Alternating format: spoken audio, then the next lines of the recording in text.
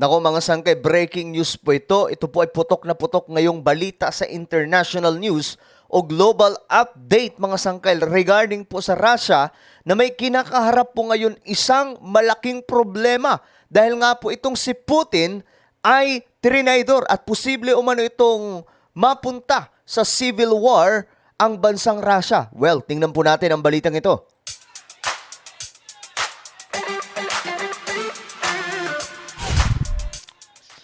Magandang oras po sa inyong lahat mula sa Luzon, Visayas, Mindanao, Sabah at maging sa ating mga kababayan na nasa iba't ibang bansa. Shoutout din po sa lahat ng mga solid sangkay.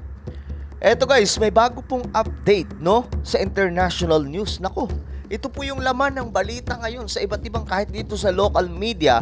Mga sangkay, ito rin po yung kanilang mga ibinabalita na halos ito po yung nakikita ko ngayon sa balitaan talaga. Ito po ang problema ngayon ng malaking bansa na Russia at sa makapangyarihang leader na si Vladimir Putin. Dahil nga po, di ba nga, humaharap sila ngayon sa digmaan laban sa Ukraine. Ang malaking problema nila ngayon, may problema na naman po sila sa loob po mismo ng kanilang bansa.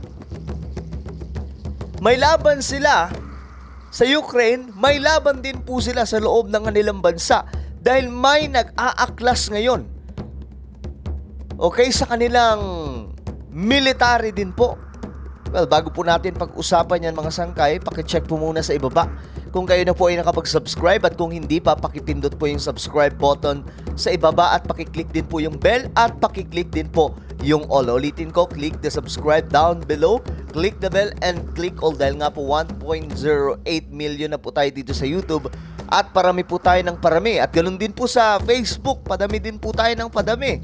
Kaya naman i-like nyo rin po mga sangkay ang Facebook page o i-follow. Okay guys, eto na.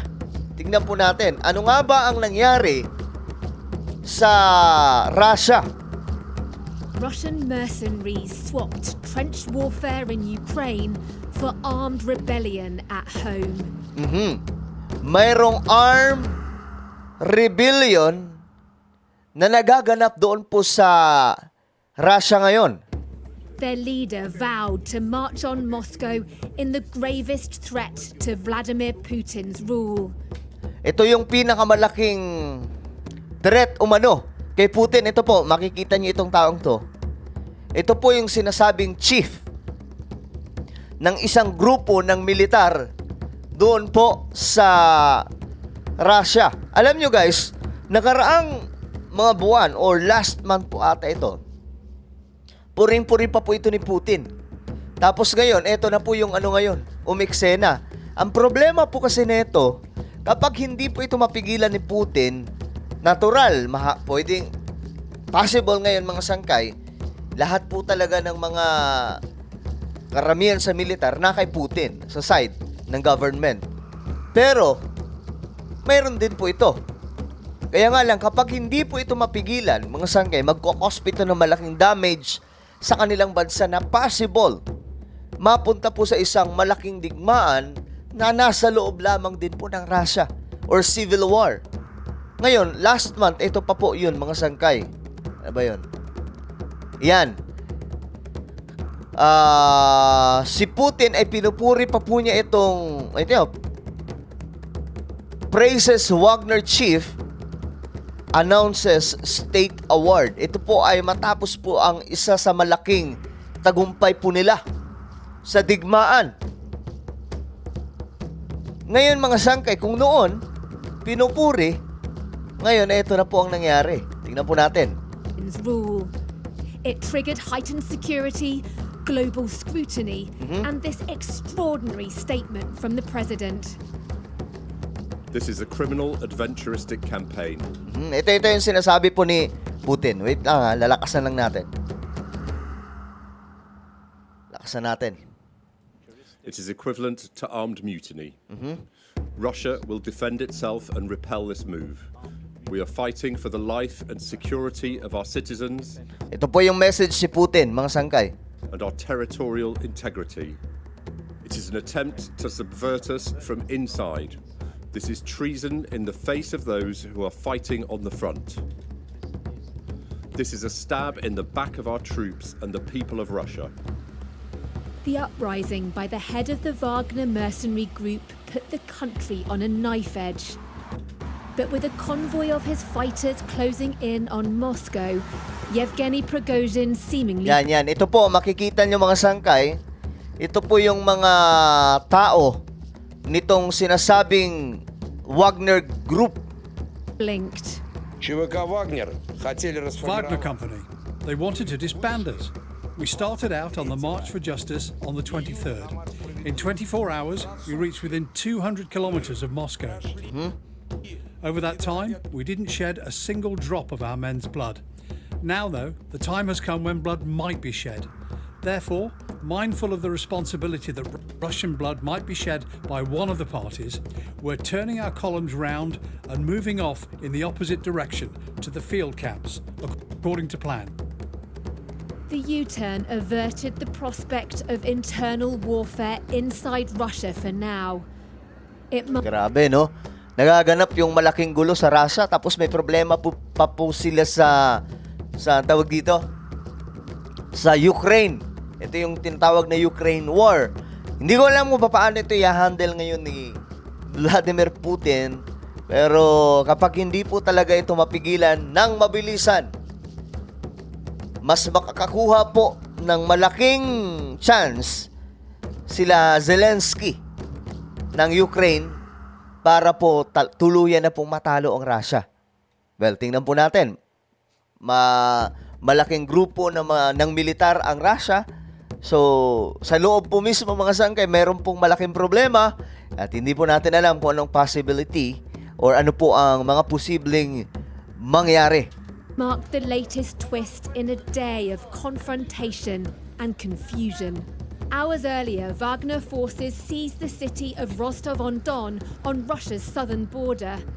Yan, no? The Wagner boss said he was seeking revenge after accusing Russian military chiefs of killing his men in Ukraine, even though they're fighting on the same side. Okay. Мы находимся в штабе. Gihiganti pala ito mga sangkay. Kumbaga para daw po silang pinabayaan. 7 часов 30 минут. We are in the military headquarters. Rostov's military sites are under the control of the Wagner fighters, including the airbase. Jets that leave for combat depart in normal mode. There are not any problems. In reality, this wasn't a problem, but a potential catastrophe for President Putin. An explosion shook a second city, while a missile just missed a military helicopter. In the chaos, an oil depot was set ablaze. The head of Wagner claimed Russian forces were targeting his men as they pushed towards Moscow. Ako, mukhang lulusubin po nila ang Moscow. On the streets of the capital, there was a heightened security presence, but no sense of panic. Okay. Sa capital city, mga sangkay, may matindi pong security. Natural, mga sangkay. Kaya nga lang, ayon po dito sa report, wala daw pong panic na nagaganap. Kumbaga, normal po ang situation. Hindi po natin masisigurado ito kung ano talaga ang nangyayari. Pero, kung ano nga ba ang pinaka matinding nangyayari ngayon sa loob. Pero ito kasi, may mabigat pong mensahe na si Putin. Akala ko nga, ano lang to ang akala ko pinapabango lamang po ito ng media. Alam nyo naman, pagdating sa Western media, talagang lahat ng kasiraan laban kay Putin ay gagawin po nila. 'Di ba? Ganun din po. Kahit sa Pilipinas, ginagawa po yan ng Western media. Naalala nyo nung panahon po ni former President Duterte. At even until now, may mga ganun po silang gawain, mga sangkay. Pabor po sa mga elitista ng Western. Kaya nga lang, may message kasi si Putin. Ayan po, Putin says will not allow civil war in Russia. Ito po panoorin po natin. Именно такой удар был нанесен по России. Ito basahin nyo na lang po yung yung kanyang yung caption po dito. И в 1917 году, когда страна вела Ito po yung mabigat na message si Putin Makikita nyo sa kanyang muka na nanggigigil po talaga. Первую мировую войну. Но победу у нее украли. Интриги, склоки, политиканство за спиной армии и народа обернулись величайшим потрясением, разрушением армии и распадом государства, Gigil na gigil si Putin no? утратой громадных территорий. В итоге трагедии гражданской войны. Мы не дадим этому повториться.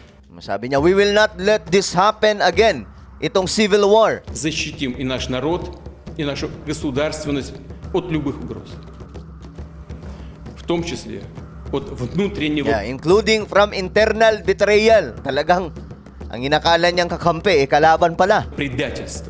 Kasi ngayon mga sangkay, itong Wagner chief, nag-declare na po na sa mga darating daw po na araw, magkakaroon na ng bagong presidente, ang Russia. Grabing pangarap no? Будут также предприняты решительные действия по стабилизации ситуации в Ростове-на-Дону. Она остается сложной. Фактически заблокирована работа органов гражданского и военного управления. Повторю, любая Ito. внутренняя смута – смертельная угроза для нашей государственности, для нас, как нации. Это удар по России, по нашему народу. И наши действия по защите Отечества от такой угрозы будут жесткие. Grabe, inamin niya na po dito. And our actions to protect the fatherland from such a threat will be tough. Все, кто сознательно встал на путь предательства, кто готовил вооруженный мятеж, встал на путь шантажа и террористических методов, понесут неименуемое наказание. Ответят и перед законом, и перед нашим народом. So, ayan po, ang mabigat na warning ni Putin, mga sangkay, sa nagtraidor sa kanya. Information is tightly controlled here. Okay, kontrolado pa rin po doon sa loob ng Moscow. And loyalty to the president still strong. You know, we have to listen to Putin in this case and support him.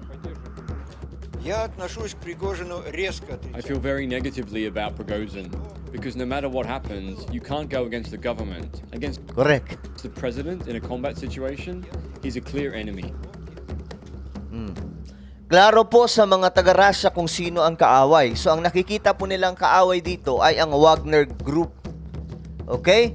So, sa madaling sabi, tagilid po itong gumawa po ng gulo sa Russia at hindi na po ako magtataka kung darating sa point na masasakote kaagad ito.